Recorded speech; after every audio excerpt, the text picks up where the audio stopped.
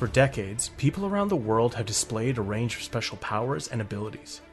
These powered beings came together and built superpowered cities to thrive in. My name is Angus, and I work for the Superhuman Action Response Team. My partner Sal and I patrol the streets of Super City, documenting incidents and exploits, and helping where we can, protecting our heroes from a mountain of bureaucracy. Because heroes don't do paperwork. Okay, and I connect this wire to that, and that should be good. And okay, yeah, I think that's okay. If all this works, then that should be recording. Sal, come check this out. Wow, you managed to connect wires. It's impressive. Yep. Good job. Yeah, so I rerouted power from the spider tank, the legs of the spider tank, and I've kind of I bypassed the power limiters, and I kind of put that into this into my podcasting gear so that we could record an episode, even though we're still stuck out here. Impressive that they use the same plug. Right? It's a lot. That's probably the best part of Super City is a lot of plugs have been standardized. So it's very easy for pretty much anyone to do what I just said and kind of sound like they know what they're talking about. Like you open up a panel box, you can bypass the main data frame, and then you're going in, you're doing a back door into the power junction, like all that stuff. That's basically a class I took. Every single cord in Super City terminates with a serial ATA plug. Yes. Every single plug in Super City. Yeah, every single one. Plug your lamp into the wall. Serial ATA. Serial ATA. Yeah. Yeah. Oh, okay. Sorry. Well, I don't know how long this is going to last for, so I think I'm just going to get going. Okay. Okay. Hello, super citizens, and welcome to Heroes Don't Do Paperwork, the only podcast about events both big and small in Super City. I'm one of your hosts, Angus, joined by my outdoorsy co-host, Sal Bedfellow. Sal, how are you doing? I'm doing good, actually. We have a new accolade we can add to our podcast. We are the only podcast that takes place in a forest, specifically the untamed wilderness district. Yes. Yeah, one could probably just even call it not a district, but it is legally recognized as one. It's just a giant swath of trees and wilderness. It is bordered on all sides by tamed districts. It is. It's essentially a very, very, very, very, very big park. But for listeners, just to catch you guys up, so Sal and I, last week we decided, kind of spur of the moment, after a city-ending crisis was resolved, we decided to go out and do a little camping trip. Sal and I, we've been working really hard lately. We've had a lot of ups and downs, and we thought, it was time to maybe take a little bit of me time for us. And so we were going to take the weekend. We took a spider tank, we took a manta ray mech, and we combined them. We brought some supplies and some fun gadgets out just for some, we write it off as like a training expense, a training exercise, but really it's just a camping trip for Sal and I. And I guess it would be the first moment we got here. Stuff started going wrong. Sal, would you agree with that? Yes. One thing we had not considered is neither the manta ray mech nor the spider tank, certainly not their combined counterpart. No. Is rated for use in forest. So. No, decidedly not. There's not a lot of big open spaces for the spider tank to crawl around, and we're not really supposed to chop these trees down, so we could get in a lot of trouble. So we've actually kind of found a spot, and then kind of got. Well, listeners, we kind of got stuck out here. But, and we've been out here for 7 days. We've been out here for 7 days. And we decided it's time. Of course, we got to release a podcast. We can never miss an episode. We can't start missing one now. Nope. So I jerry rigged all this stuff together. And at the very least, we will get our podcast recorded. I guess we'll see if it goes out. If we get rescued, but we will definitely record this. And I figured what more fun Sal and I could take you guys through our camp, because in 7 days we've been able to put together a pretty impressive camp. I don't mean to brag, but got this little fire pit here that I made. That's kind of my biggest contribution, I'd say, to the camp, was this little ring of circles, and there's like a little bit of a fire going most of the time when it's not raining. And Sal's been busy too. Sal's been pretty busy. Sal, I don't know. Do you want to talk about any of the stuff you did for the camp? Of course. Angus did put me in charge of managing the rations. Yes. Yeah. Also, I was in charge of setting up rudimentary shelter. Mm-hmm. Although I think my biggest contribution was creating a requisitions system. So that we can properly track the outflow and inflow of resources into our camp. Mm-hmm. Now, I don't know if I think this is the most important thing, but yes, paperwork. Sal, you've found a way to bring paperwork into the wilderness with you, and I guess I'm just curious, how did you make all these papers? Oh well, that's a minor feat of engineering in and of itself. If you look over there, I've created a primitive, very primitive paper mill. Okay, and then of course from there. I have that adjoined to ad hoc printing press. Okay, so Sal is kind of underselling it here, listeners. Just so you guys can kind of get a picture of this, we set up our camp next to a stream, and by that I mean our vehicle broke down next to a stream, and we didn't really think it was safe to move. So what Sal has set up here is Sal has taken the power from the river. He's he's diverted it into a little mill, a little paddle that gets turned by the flow of the water, which is turning a small millstone, which is pulping and mulching this paste that he's been making out of plant-based materials. It gets secreted out into a net. The net gets water sifted through it so that the gelatin can kind of what would you call that? It's just smooth out, and then it gets flipped all over onto a rock where it dries in the sun and becomes paper. Right. Of course, for the printing press, the ink is made from the charcoal residue that from your fire pit. Thank you for the contribution. Yeah, thank you. I am helping. Mm-hmm. And then the rest of it was just simply carving all of the necessary characters for the forms. Blocks of wood arranged into a rack, and then apply the ink to the blocks. You press down on the paper, boom, form. Yeah. I give that form to Angus to fill out when he's hungry for, say, dinner. He fills out what he would like. I review it. Always reject the first form. Yeah, guys, you know me. I don't generally cross my T's and dot my I's. So Sal usually catches me, and I have to do it all over again, which is great because I have to wait for more paper, which is nice. Yeah, and Angus has gotten passably good at filling out paperwork. Thank you. I've been working kind of hard on it.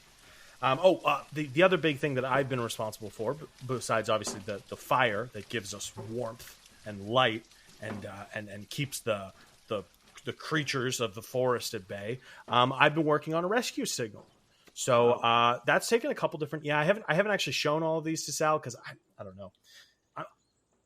I really want to do, like, I'm sitting here and watching Sal do such a good job, and so I want to do a good job at my task. So with the rescue signal, I've kind of got a couple, gone through a couple phases. First, I tried to make a very tall flag. Just got this little piece of red cloth, and I put that on the end of a stick, and then I tied that to another stick, and then I tied that to another stick, and another stick, and another stick, and you can kind of see where this is going. I got this really long pole, but it's still not quite visible, I don't think. No one's really. I kind of pick it up and I wave it around, and no one's really seen us. I thought the fire. Tried throwing different things in it to kind of get the smoke signal going, but that hasn't been working either. The problem with the really long pole flag method in the Untamed Wilderness District is that there's so many others using that method. Yeah, it's true. It's true. Needle in a haystack. It's true. If you were to do a flyby, you're seeing a lot of really tall flags, just people signaling, and not all of them are for help. Sometimes people are just waving, let you know, and some of them are for help. And we really should probably come up with a proper system for people who get lost in this forest district.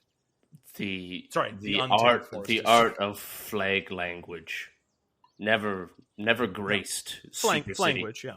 Flagwage never graced Super City. No, it's actually probably one of the few forms of communication that hasn't really taken off here. Lots of others, lots of sign language, lots of telepathy, lots of charades with people shifting their bodies and whatnot. Lots of good forms of communication here. So that's not great. The newest one I'm working on, I've been taking the main cannon on the spider tank, and I've just been filling it with all sorts of debris, kind of trying to make my own fireworks to spell out. Problem is, we only really got one shot at it, so I've been stuffing a lot of leaves and pine cones and rocks and sticks down the barrel of this tank, and I'm hoping that will maybe, when we get really desperate, maybe that'll be the way to get people to help us. Yeah. A thought occurred to me. If we do get truly desperate, we could always stuff ourselves into the cannon and try to rocket ourselves to safety. Interesting. That's not about. You know what? I'll keep that in mind. If we get really desperate, that's definitely a good idea. Maybe only one of the few times where an artillery bombardment may save lives. Yeah, it's. Yeah, I mean, probably one of few, certainly. Wait! You didn't. Yeah. Wait, I didn't get to show them my shelter. Oh yes, the shelter, of course. Yeah. Yeah. This shelter is, of course, another minor feat of engineering. You're being humble again.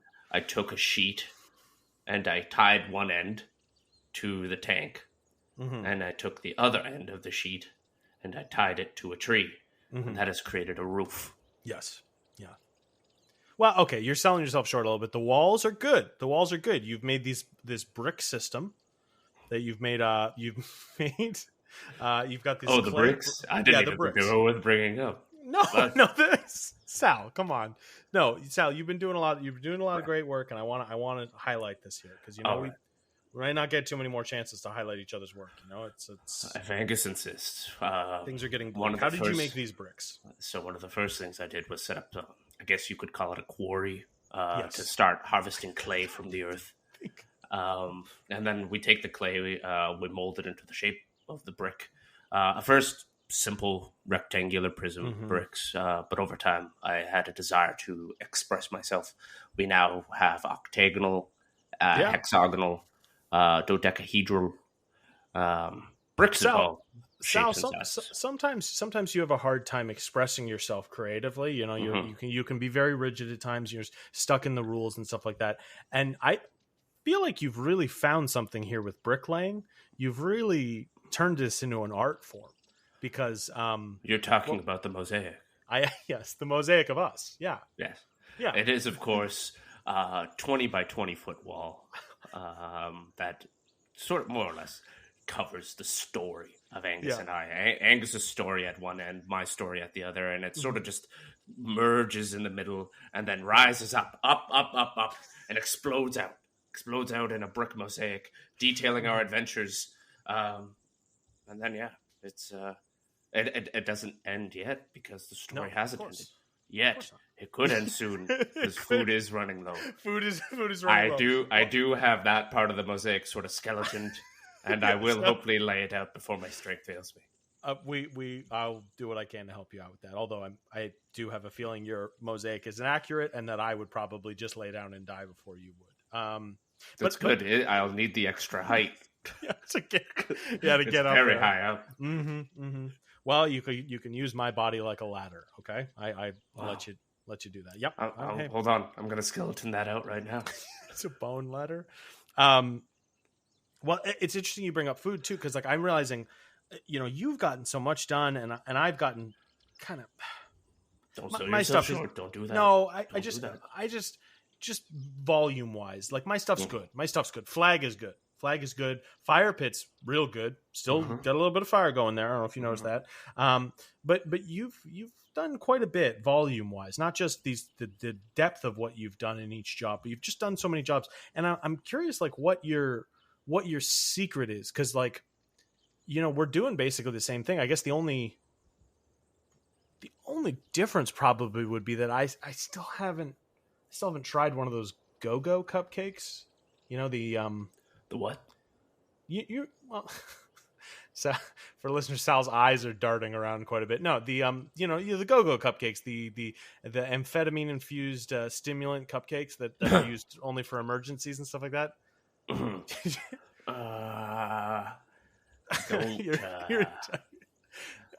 don't know what you're talking about. Sal's rubbing his gums. Okay, no, it's fine. We don't go cupcakes. Yeah, you remember you had one last episode, and you kind of you seem to really like it, and I know that I was the one that was kind of going to hold on to them when we came out here, but then once stuff went to shit, you pretty quickly volunteered actually to maintain all the food. Right. I know. Yeah. I think you kind of tried to tee me up for that later, but I feel like you kind of petitioned pretty hard for looking after all the food. Right. Okay. Look, you can always fill out the necessary requisition form if you would like to get. What was it? A Google? Okay. All right. Sal, it's in the mural. Look. Okay, when we come over, one sec. Just follow me. Follow me over here to this portion of the wall mural. Okay. Yeah, it's a little further down. Okay, look, you've got your sad sack Sal. Actually, it even says, and then you're basking in this golden light, and this golden light is coming from down on high, from up on high, from this glowing cupcake. You mean Miracle Munchies? Miracle, yes. I guess I do. Is that how you know? Those are divine right, and I don't believe that you have earned the the right to gaze upon Miracle Munchies. Gotcha. Okay. Well, okay. Let's table that for now, because clearly I think this is going to be a tension point between us. So I don't want that. You and I, we've had. Good. Our I can put this rock down. Yes. That was smart. Wish I'd reached for something as well, but no, I'm just too trusting with you, Sal. But I want us to keep positive. We are going to get rescued. We're going to get found. We are valued Shart field agents. They will come looking for us. Right. I can't even imagine what things must be like back in the city without us. You know what I mean? I'm sure their first priority is going to be looking for two agents that were sort of investigating into the conspiracies that made up Shart. Interesting. And I can't wait for them to welcome us back with open arms. Yeah. Do you actually, speaking of that, do you think we've been able to keep a tight lid on that? That we're kind of investigating. We're kind of investigating the corruption inside Shart. I wish we had a sit down, maybe a check-in, a huddle, if you will, because I have been submitting detailed reports. Yeah, about our actions. Well, I mean, that's my job. Yeah, well, no, you're by the book. And Sal, and I'm not. My hands aren't clean in this either. I've been editing this podcast where we're talking about it, and I've been putting this podcast out. And surely people at Shart listen to the podcast, right? Oh, so it's just as likely that if they've been tipped off, it's from you or paperwork or from the podcast. So either way, we've painted a bit of a target on ourselves here. But I think the average agent at Shart is good and just and will help us and stuff like that. And think about it two ways. Right? Okay. On the one hand, they ignore the paperwork, they ignore the podcast, they don't know. Then sure, they're going to come look for us. We're decent, of course, middle of the road. Yeah. We average each other out. Yeah, exactly. Yes. Yeah. On flip side, they do know what we're up to. You want to keep your enemies close. So, go. Okay. Why would you use a convenient opportunity to discard two uncontrollable assets? No, you want to keep those close. Yeah, exactly. Yeah. No, you're Sal. I think you're speaking the right language. While we're thinking about this, let me get you a cocktail. Let me go to the distillery. Oh, okay. Yes, of course. Sal, listeners, Sal has, please, I'll take a honey mead. Sure. Sal has, besides all the mosaic work and the paper factory and just, of course, the litigation and all the paperwork, the infrastructure he's kind of set up. Sal also has taken up brewing. As well as honey farming. I guess would that make you an apiarist? Yes. An apiarist, yes. So Sal has tamed a bunch of bees, has gotten them to produce honey for him in a week, which is impressive.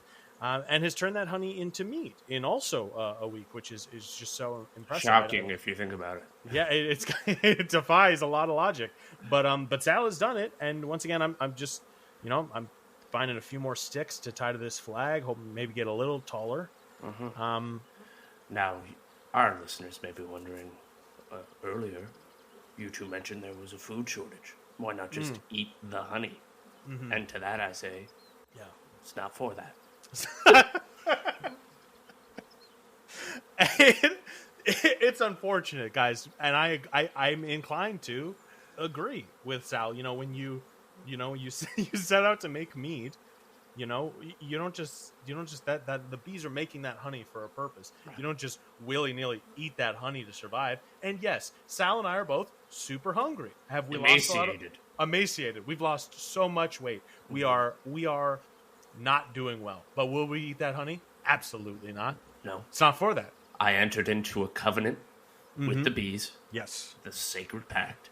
Yeah. And if I break it, then I go to bee hell. Which, as you know, one of the worst hells. We'll have to do, Sal, one of these days we'll have to do like a top 5 worst hells to go to. Hells, yes. I don't want to spoil anything. I do not want to spoil anything. No, but please. Bee hell is going to be on that list. It's definitely on my short list too. When we did that field trip through all the different hells, right? It's the one I wanted to. It's one of the ones. There might be one that's worse, but you've got to listen to the episode in the future to find out about it. Mm-hmm. But Sal, I'm curious, with this covenant you made with these bees, right. You get the honey.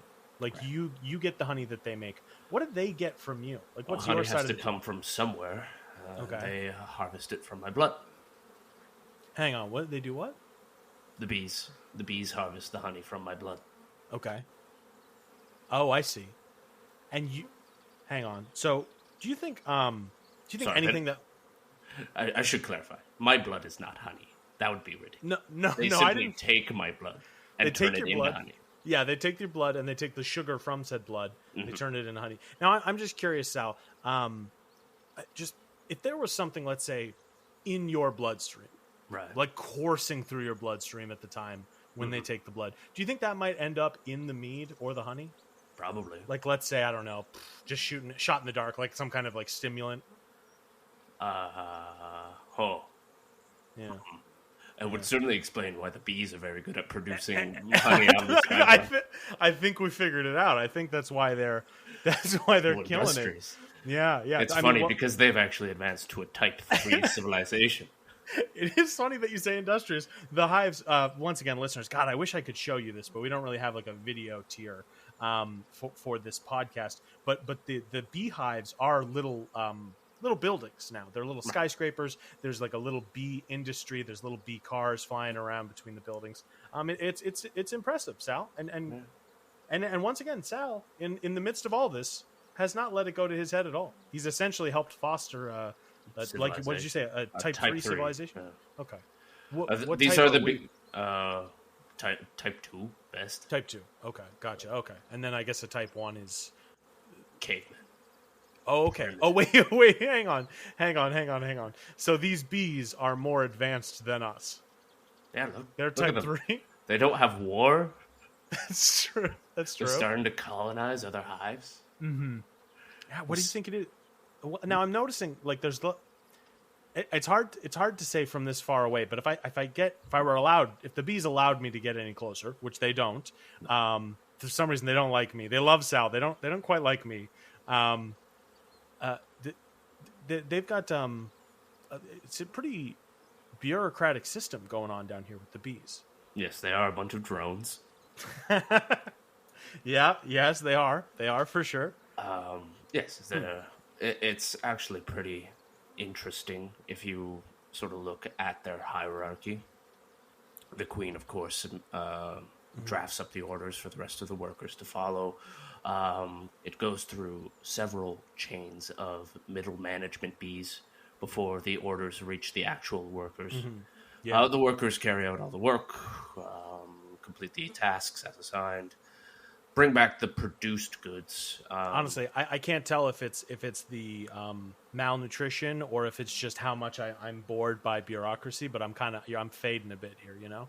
I'm kind of blacking out a bit. Well, have yourself some of the mead. Okay, well, yeah, you know what? I've been really looking forward to it. Maybe I should just give it a try, you know? Have a sip.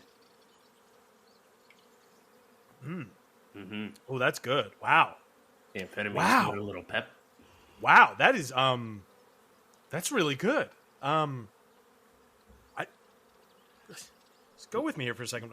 Sal, I think I'm feeling a little bit better now. I'm looking around. I'm seeing. It's like the world is like ones and zeros right now. You know, I'm running around. I can see the code. You know what I mean, man? I can see the source code of the universe. This is pretty cool.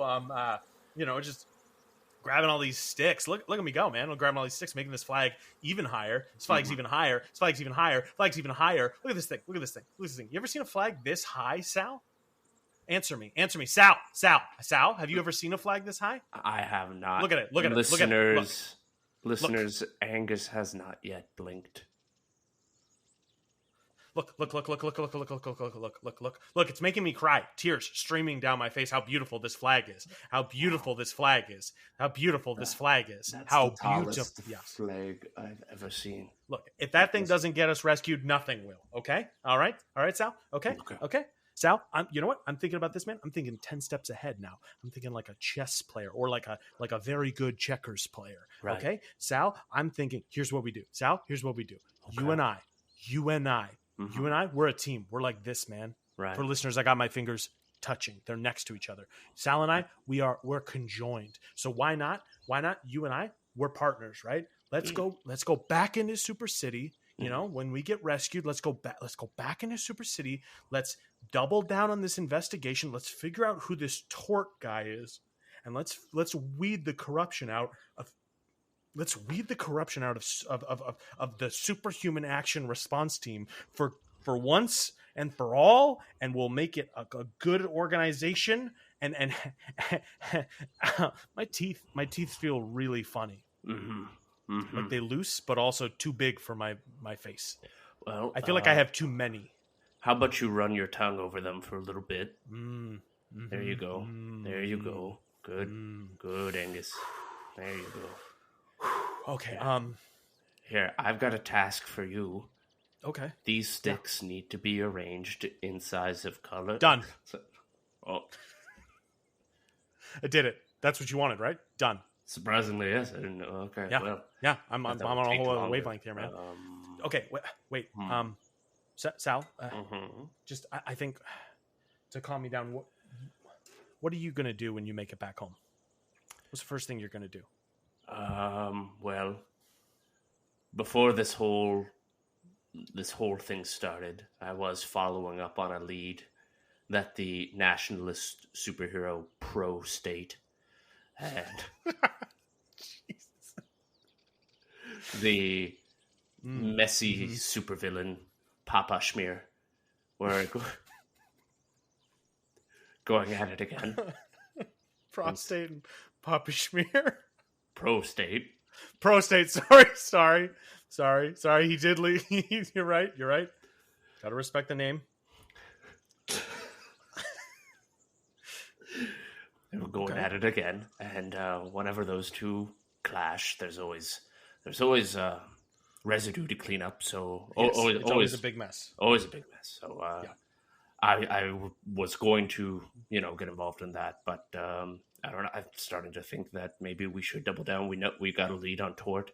We know the system has infiltrated the top level of the Superhuman Action Response Team. I'm with you. I want to restore Superhuman Action Response Team. I want to restore Shart to the respectable organization I know it can be. Yeah.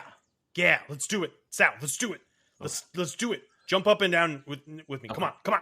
Okay. Come on. Jumping. Come on. Yeah. Higher. Yeah. Okay. Higher. Yeah. Okay. Yeah. Okay. Yeah. Okay, I'm getting tired. I'm gonna sit down for a sec. Yeah. Whew.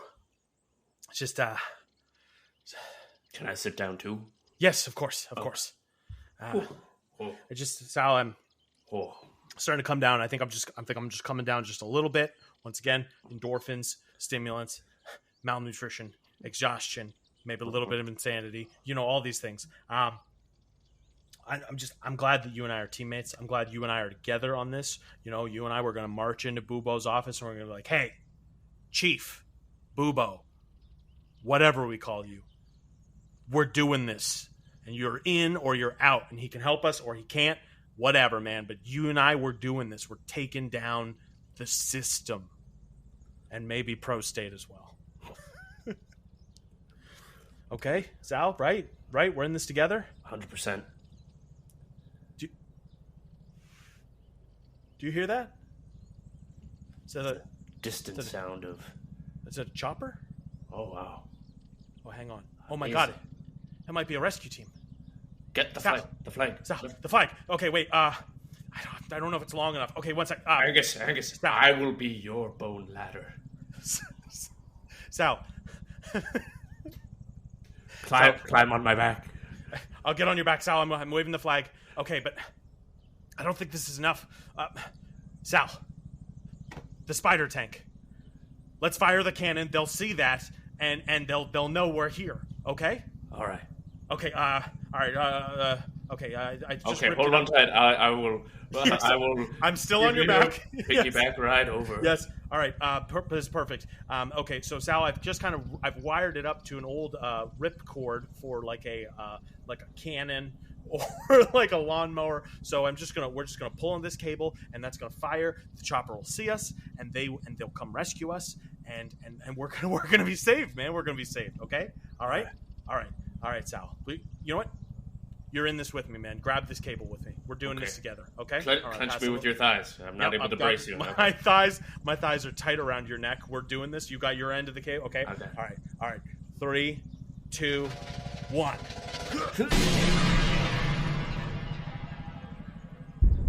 Oh. Uh-oh. Oh. What? Okay, well... Hindsight being what it was. Probably shouldn't have pointed it. At the chopper. But hey, bright side. They're going to come looking for that chopper. Oh, look. Oh. The crash site of the chopper. They got a little flag going up. Oh, good. Well, listeners, that's going to do it for us here at Heroes Don't Do Paperwork. For those of you listening at home, remember, try to do the right thing. We should go help them, right? At least show them the bees, the meat. We can add them to the mosaic if you want it. Sure. Okay. All right. Hold on. I'm getting a message from the bees. Okay. Oh, they're ready to provide relief aid. Oh, and wow. They're going to assist us as refugees. Oh, wow. The bees are taking pity on us. Oh, they are better than us. Wow. Thank you, bees. Yeah. All right. They made a human-sized pod. Aw. They're okay. They're gonna help everyone in this forest. Wow. Should we be aspiring to be more like the bees? I think we should. Hey, Angus. Yeah, Sal. Do you think there's going to be any untold ramifications from giving bees this much power? This much power? I mean, Sal, probably, knowing us, but I'm not about that. I think we live in the moment. You take this for the awesome thing that it is right now, and should problems come up later, well, oops, Oops, indeed. Hey, everybody. Angus here. As always, Sal Bedfellow is played by Matthew Wally. If you like the show and want to support it, or any of the other shows on the Podcavern Network, head on over to podcavern.com and check out our merch store. We've got lots of cool hats, hoodies, t-shirts, stuff like that. Anything you buy there helps us keep the lights on here. Thanks for listening.